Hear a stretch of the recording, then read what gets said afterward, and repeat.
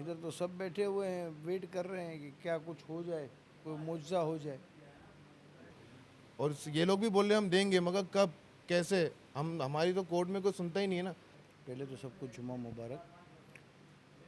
नस्ला tower नहीं, ये मसला टावर है।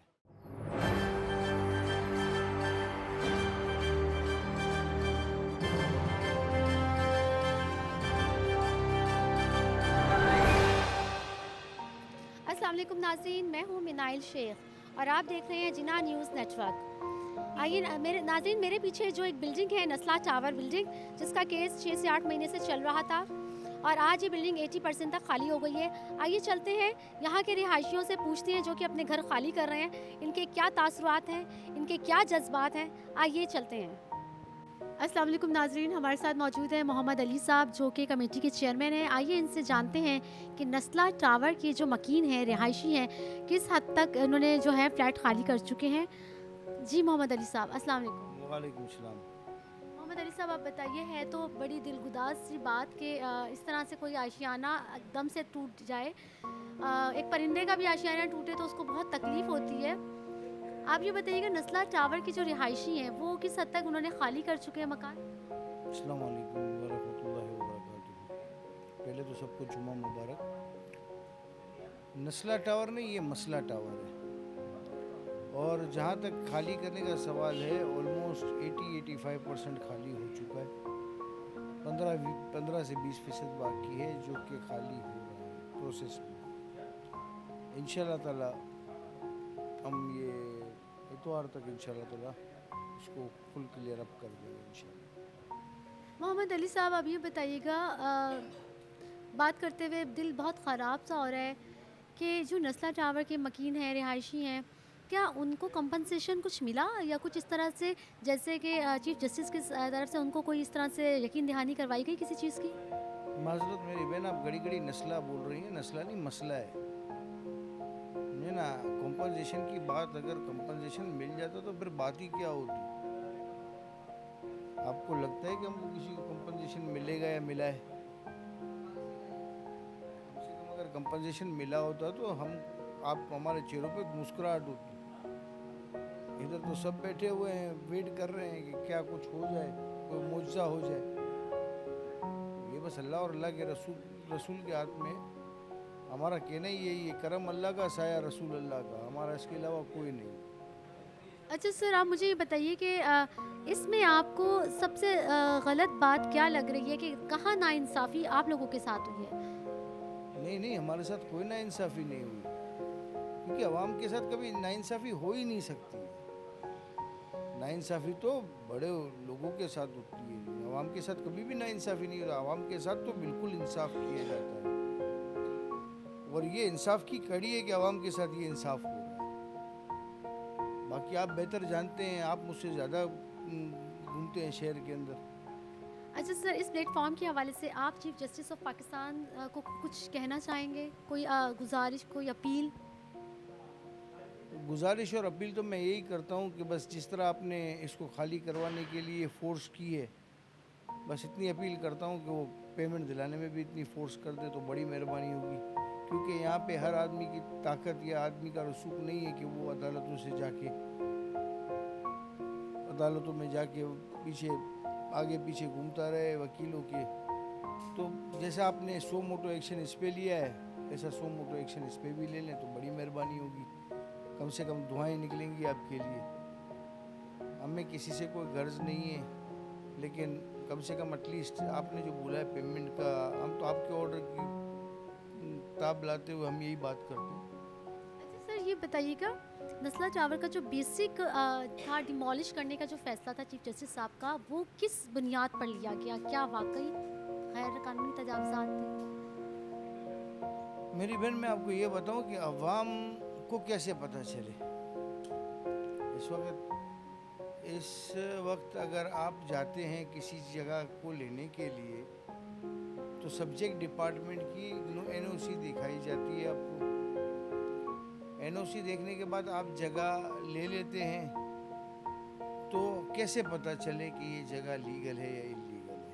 ये अवाम खाली चीज़ें, डॉक्यूमेंटेशन वेरीफाई ऐसे कर सकती है कि आपका जो इदारा है SBCA वो उसको वेरीफाई करता है और कंफर्म करता है। इसके अलावा जो मेरे हिसाब से कोई मैकेनिज़्म नहीं है। अच्छा, ये जो बिल्डर है ये नस्ला टावर का, आपके ख्याल से क्या इसने गलत नहीं किया, आवाम के साथ बात नहीं छुपाई, क्या ये जिम्मेदार नहीं है? देखिए, जिम्मेदार कोई भी नहीं है मेरी बहन, जिम्मेदार सिर्फ आवाम है। इसके अलावा कौन जिम्मेदार हो सकता है? मुझे आप बता दें ना, क्यों जिम्मेदार होंगे? आपने मुझे ये बताएं कि सज़ा आवाम को मिली, आपके और मेरे जैसे बंदों को मिली, किसी को कैफर किरदार तक पहुंचाया गया नहीं, तो कसूरवार आवाम है। नहीं, चीफ जस्टिस साहब ने कहा है कि अगर अभी हमने ये फैसला ना लिया गैर कानूनी तजावज़ात का, और अब तो उन्होंने ये भी कहा है कि पूरे सिंध के जो GMCs हैं और उनके जो कमिश्नर्स हैं उनको ज़ाती तौर पर कहा है कि आप जो हैं वो हाज़िरी दें, और जो भी गली मोहल्लों के तजावज़ात हैं उन्होंने चीफ जस्टिस साहब ने तो अब डंडा उठा लिया है। तिजोरी हाइट्स वालों को भी 2 हफ्ते का टाइम दे दिया है कि आप उनको पैसे वापस करें। इस तरह से जो एयरपोर्ट के ऊपर शादी हॉल्स बन चुके हैं उनको भी चीफ जस्टिस साहब तो एक तरीके से बहुत अच्छा काम करें, जो उनकी डेजिग्नेशन है, जो उनका है। आगे अवाम के साथ किसने 2 नंबरी की, वो अवाम आपकी बहुत अच्छी बात आपकी कि अवाम हर तरफ से पिस जाती है। तो कहीं आपको ऐसा नहीं लगता कि जो बिल्डर्स हैं और लैंड जो माफिया है ये अपने पैसे बनाने के चक्कर में बड़े बड़े टावर्स बना देती है और आगे से अवाम को जो है वो पसे पर्दा उनको कुछ बताया नहीं जाता? तो मैम, मैंने आपको यही बोला ना कि एक मैकेनिज़्म नहीं है। कम से कम एक मैकेनिज़्म तो होना चाहिए ना इसके लिए कि भाई आप इधर जाएं, फ़लाँ इदारे के पास जाएं, ये मुख्तस इदारा है, इसकी गारंटी सुप्रीम कोर्ट ले रही है इस इदारे की कि भाई आप इधर से वेरीफाई करें, और वेरीफाई करने के बाद जब आप पेमेंट करें तो इधर पे इस इदारे में पेमेंट करें आपके घर के लिए। बिल्डर और आप आए, उधर एग्रीमेंट बनेगा, उधर पेमेंट होगी, और उस मैकेनिज़्म से आप चलेंगे ताकि आपका घर बचा रहे। ये मैकेनिज़्म मैं या आप तैयार नहीं कर सकते मैम, ये वही हमारे मोहतरम चीफ जस्टिस साहब ही मैकेनिज़्म तैयार कर सकते हैं। He is the superior of the country, समझे ना, वो ये तैयार कर सकते हैं। लेकिन मुझे ये बताया जाए मैम कि सुप्रीम कोर्ट ने ऑर्डर दिया, मैं ऑर्डर से तो इनकार कर ही नहीं रहा हूँ। मुझे आप एक बात बताएं कि कर रहे हैं, बहुत अच्छा काम कर रहे हैं, इसमें कोई शक नहीं है। तोड़े बिल्डिंगें, इससे किसी को फ़र्क नहीं पड़ रहा है, लेकिन फ़र्क आवाम को पड़ रहा है। जब बिल्डिंगें बन रही हैं तो क्यों रोका नहीं जा रहा है? जब बन जाती हैं, बस जाती हैं, इसके 5 साल या 6 साल के बाद क्यों? मोहम्मद अली साहब, यहाँ मैं आपकी बात को काटूंगी माजरत के साथ कि तिजोरी हाइट्स जो है अभी अंडर कंस्ट्रक्शन है, अभी वो नहीं बनी, लेकिन चीफ जस्टिस साहब गुजार साहब ने इसका एक्शन ले लिया है। तो अब देखिए ना, जैसे जैसे उनको केसेस आ रहे हैं, उनकी नॉलेज में बात आती जा रही है, फर्दन वो 1 बाय 1 सब पर एक्शन ले रहे हैं। तो ऐसी बात नहीं है कि वो बसने के बाद जान के एक्शन लिया। तिजोरी हाइट्स का मामला आपके सामने है, अभी तो उनको रोक दिया गया है सिर्फ आज। अच्छा, जो नेक्स्ट अब लोग हैं जो बड़े बड़े टावर्स के अंदर बुकिंग करवाने जाते हैं, उनको क्या पैगाम है आप? ना करें, कोई कंफर्मेशन ही नहीं है मेरे हिसाब से। तो किधर भी बुकिंग ना करानी चाहिए, कराची में इन्वेस्टमेंट नहीं करनी चाहिए। इवन मैं तो ये कहूँगा, इनफैक्ट पाकिस्तान में इन्वेस्टमेंट नहीं करनी चाहिए। उसकी वजह ये है ना कि मैं 30 साल अपनी ज़िंदगी गुजार के बाहर से आया, अपना पैसा लगाया, घर लिया यहाँ पे, तो अब तो 4 साल के बाद मुझे ये पता चलता है कि मेरा घर इलीगल है। तो कल सुबह मैं तो ये रिक्वेस्ट करूँगा कि बेहतर है सब, मैं क्योंकि अभी तो फ़िलहाल कोई आसरा नहीं है, मैं अपना घर इधर से जो सामान है वो शिफ्ट कर रहा हूँ। 30 या 45 दिन में मैं वापस यहाँ से चला जाऊँगा। और मैं रिक्वेस्ट करूँगा कि पाकिस्तान में इन्वेस्टमेंट की कोई सेफ गार्ड नहीं है।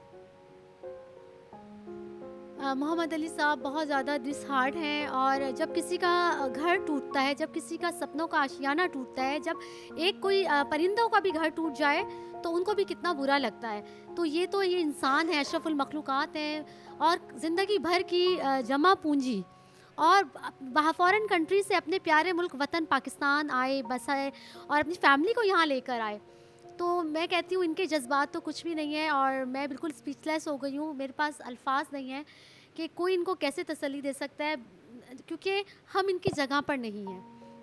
और अगर हमें वो अभी दर्द और एहसास नहीं है। जिसका घर टूटता है उसको एहसास होता है कि अब वो कहाँ जाएंगे। हम देंगे, और ये लोग भी बोल रहे हैं हम देंगे, मगर कब, कैसे? हम, हमारी तो कोर्ट में कोई सुनता ही नहीं है ना।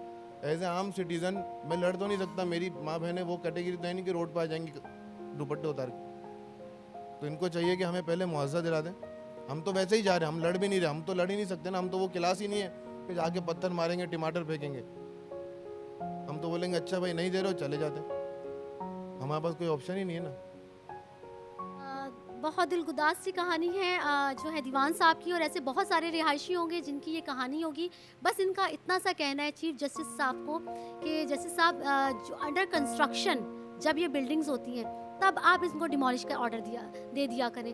जब ये जो होते हैं इसके बिल्डर्स होते हैं इसको परचेज करते हैं तब आप इसके डिमोलिश के ऑर्डर्स दे दिया करें। आप इसके ऑर्डर्स के डिमोलिश के ऑर्डर तब दे दिया करें जब कोई लैंड माफिया लैंड क्रैपर या नाजायज़ तजावुज़ात कर रहा है, तब आप इसके ऑर्डर दे दिया करें। बहरहाल आपका बहुत अच्छा फैसला है, देर आए दुरुस्त आए। हम सब पाकिस्तानी अभी भी ये, जबकि इनको पता है इनके घर डिमोलिश होने जा रहे हैं, फिर भी ये एक जो है आपको काबिल एहतराम और चीफ जस्टिस ऑफ पाकिस्तान को एक ऑनर दे रहे हैं, ऑब्लाइज कर रहे हैं, और सिर्फ इतना कह रहे हैं कि प्लीज़ इनको जो पैसे इनके वापस दिलवाए जाएँ। बहुत शुक्रिया।